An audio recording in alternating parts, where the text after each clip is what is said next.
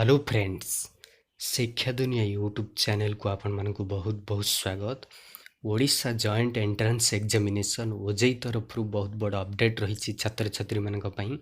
तेणु बहुत बड़ अपडेट, तेणु भिडियोटी को जिते संभव शेयर करेंगे और चैनल को जब फास्ट टाइम विजिट करते निहाती सब्सक्राइब करेंगे।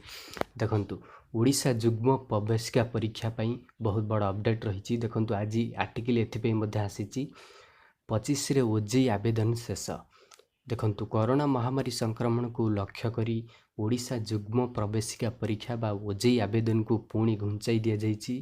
विभिन्न पाठ्यक्रम रे ऑनलाइन आवेदन करिबा पई ओजेई वेब पोर्टल खोला जाइतला। छात्र छात्री माने ए सब फॉर्म पकई पारि। ओजेई बीटेक पई आवेदन करि परिबे। छात्र छात्री उपरोक्त पाठ्यक्रम गुडी को पढिबा पई आसंता 25 तारिख पर्यंत आवेदन करें। अर्थात यहाँ बढ़ाई दि जाइए जुलाई 25 पर्यंत छात्र छात्री ओडिशा जॉइंट एंट्रेंस एग्जामिनेशन आवेदन करें।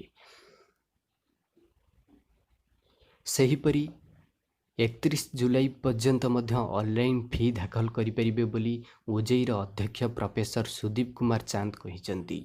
तेबे परीक्षा बाबद विस्तृत सूची बा एडमिट कार्ड बाबद सूचना आसंता 31 तारिख पर घोषणा करा जिवो।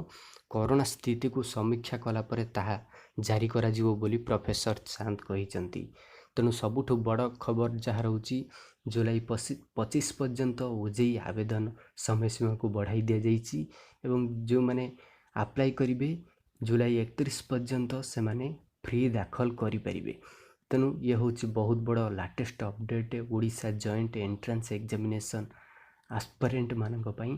तेणु ये भिडियोटी को जिते संभव शेयर करंतु समस्त ओजेई छात्र छात्री मानक पाखे जो भाई इनफॉरमेशन पहुँची पार। चैनल को जब फास्ट टाइम विजिट करेंगे निहाती सब्सक्राइब करेंगे। आज एति पुणी देखा आगामी भिडियो नुआ अपडेट सहित।